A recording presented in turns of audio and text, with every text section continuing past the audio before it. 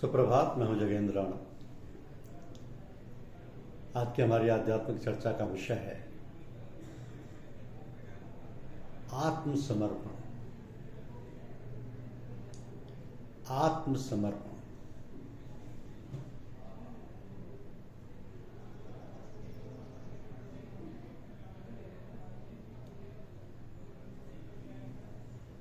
साधारणतः हम ये समझते हैं कि जिनके पास रुपया है, आराम के सारे सामान है, धन है, मकान है, नौकर चाकर भी हैं, उन्हें क्या दुख है। परंतु अधिकतर आप उनको इतना व्यस्त पाएंगे कि इन्हें अपना दैनिक उत्तरदायित्व निभाने में भी समय अभाव रहता है। फिर भी ये नहीं हो पाया, वो नहीं हो पाया, यहाँ घाटा हो गया इत्यादि। ये सब मानसिक तनाव के कारण बने ही नहीं रहते, वरन उत्तर बढ़ते जाते हैं। तो कोई भी अपना कार्य पूरा करने के लिए 24 घंटे की जगह 26 घंटे का दिन नहीं कर सकता। ना ही कभी तृष्णा का अंत होता है। जिनके पास थोड़ा वो अधिक चाहते हैं, अधिक वाले उससे अधिक चाहते हैं। अपने साथियों को अधिक सुखी समृद्ध देखकर अपने भाग्य को अथवा भगवान को भी दोष देने में नहीं चूकते। तो ये संतोष की चरम सीमा नहीं तो क्या है। विचारक हो या सुधारक हो, अध्यापक हो या विद्यार्थी हो, कृषक हो या व्यापारी हो, शिल्पी हो या शिल्पशाला के स्वामी हो, सभी चाहते हैं कि उन्हें सांसारिक सुखों के साथ साथ शांति भी मिले। शांति संतोष से मिलती है।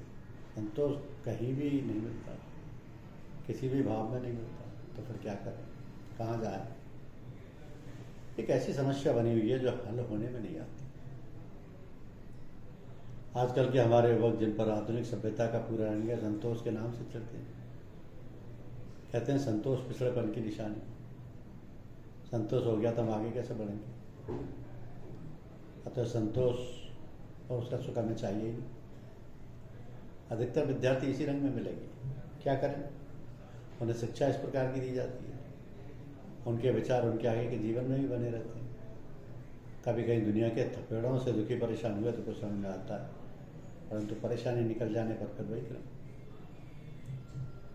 तो आप देखते हैं कि अपने आप को सभ्य कहने वाले पाश्चात्य देश के निवासियों को सांसारिक साधनों की किसी प्रकार की कमी नहीं।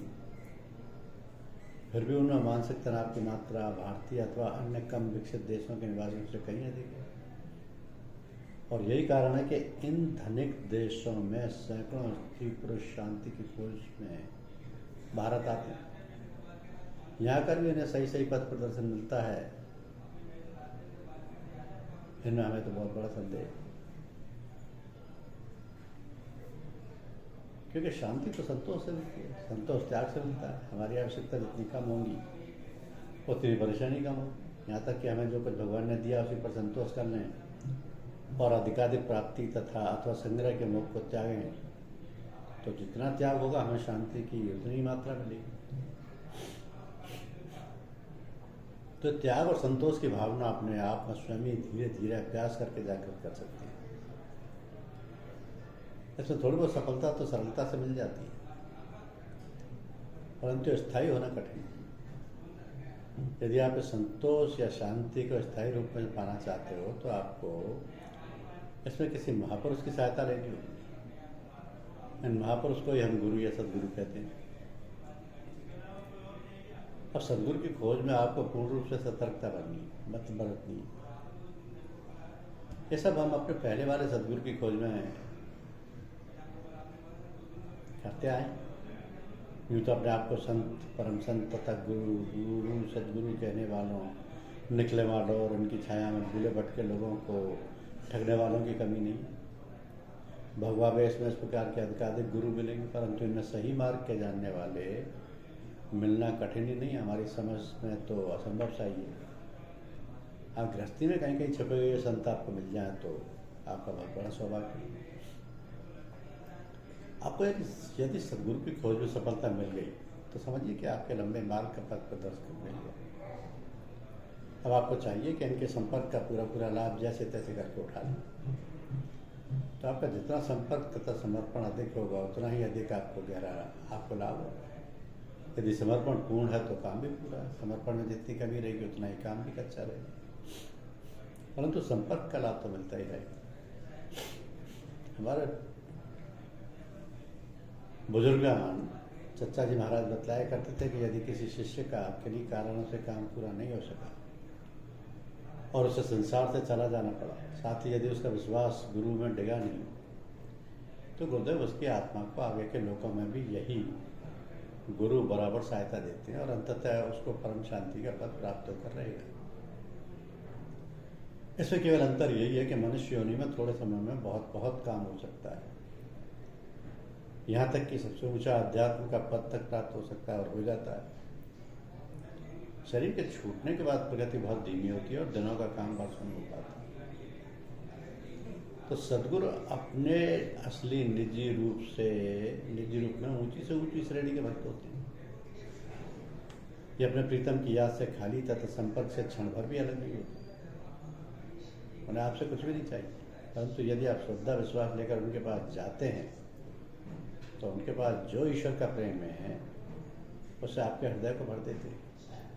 संपर्क से आपका पात्र बनता रहता है और वह उसे ईश्वर प्रेम से भरते रहते हैं। तो यदि आप केवल दुनिया की इच्छाएं लेकर उनके पास जाते हैं तो ये आपको खाली हाथ ही लौटना पड़ेगा। वो ये भी दे सकते हैं, परंतु आप इससे दुनिया में और अधिक फंसेंगे। इस कारण से आपको नहीं देते। इसमें भी वो आपकी भलाई सोचते हैं। आप इसका अर्थ कुछ भी लगाएं, आपका अधिकार है। तो जो ईश्वर प्रेम जैसी अमूल्य वस्तु हमें दे सकते हैं, उनसे दुनिया के छोटे मोटे लाभ मांगना ऐसा है जैसे किसी राज्य के राजा धीराज से एक पैसा मांगना। वो तो आपको राजा भी दे सकता है, उससे एक पैसा मांगना उसका अपमान है। थोड़ा इस पर विचार कीजिए। सदगुरु दीन और दुनिया दोनों देते हैं, परंतु ये दोनों केवल उसी को मिलते हैं जो इच्छा रहित होकर उनके पास जाता है तथा उनके प्रेम के अतिरिक्त किसी प्रकार की इच्छा नहीं रखता। ईश्वर अपने भक्तों को कभी दुख नहीं देख सकता, कभी दुखी नहीं देख सकता। तो सदगुरु ईश्वर का स्थूल रूप है। आप अपने आप को उनके समर्पण कीजिए, दीन और दुनिया दोनों मिलेंगी। अब जिन्हें सदगुरु मिल गए हैं उन्हें समर्पण के अतिरिक्त कुछ भी नहीं करना है, और समर्पण पूर्ण रूप से होना चाहिए। समर्पण के पश्चात आपको अपनी किसी भी संपत्ति तथा शरीर और मन पर भी अधिकार नहीं रहता। वो सब मन से गुरु का हो जाता है। गुरु सब संपत्ति, शरीर और मन को स्वीकार तो कर लेते हैं, परंतु फिर आपको लौटा भी देते हैं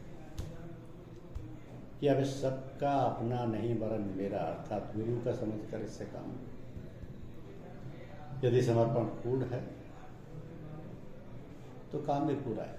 समर्पण में जितनी कमी रहेगी उतना ही काम भी अच्छा रहेगा। तो आप अपने को अनुचर यानी नौकर समझो और स्वामी की वस्तुओं की जैसी भी अच्छी से अच्छी सुरक्षा आप कर सकते हो करो। जैसा भी अच्छे से अच्छा कार्य इसके द्वारा कर सकते हो करो, क्योंकि आपका इसमें स्वामित्व का भाव ही नहीं।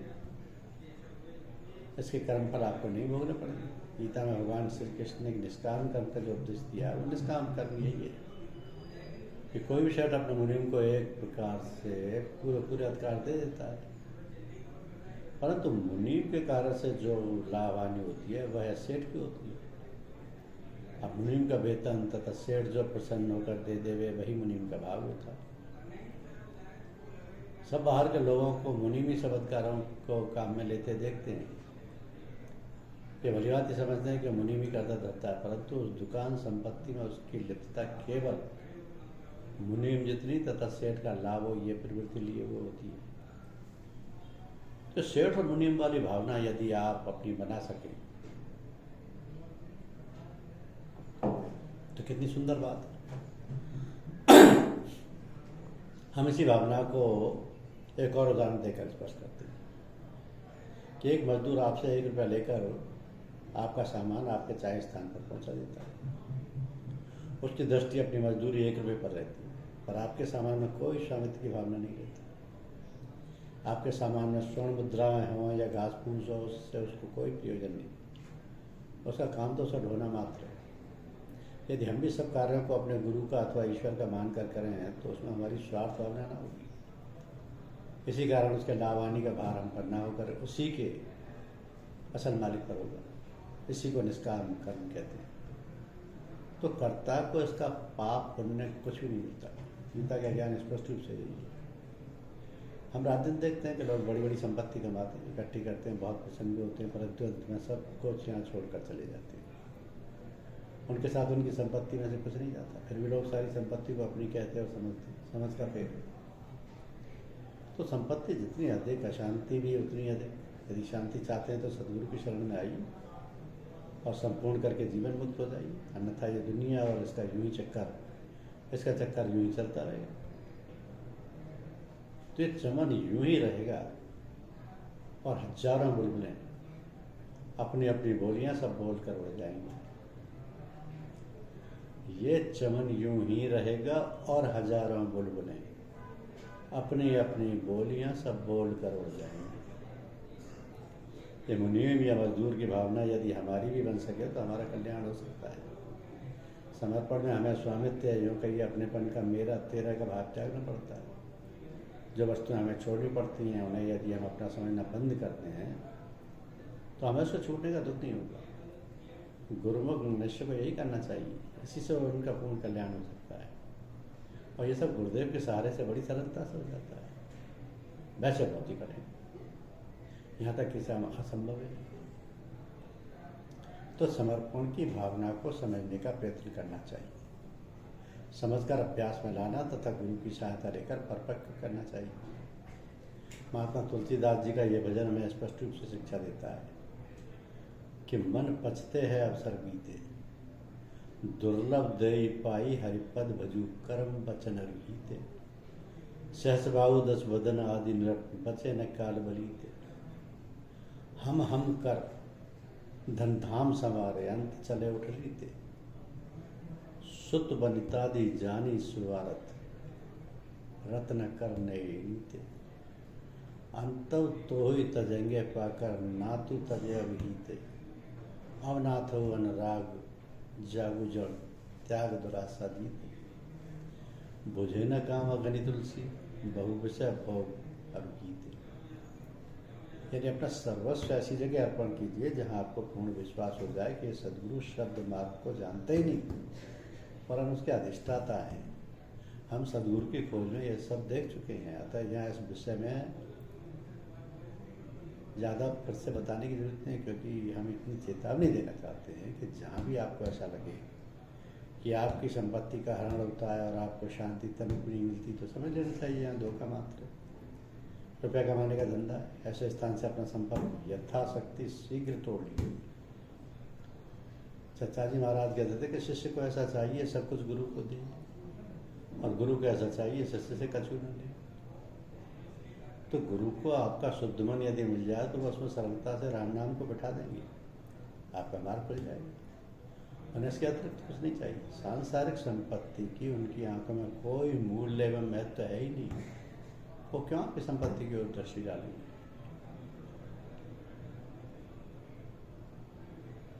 तो उन्हें कुछ बातें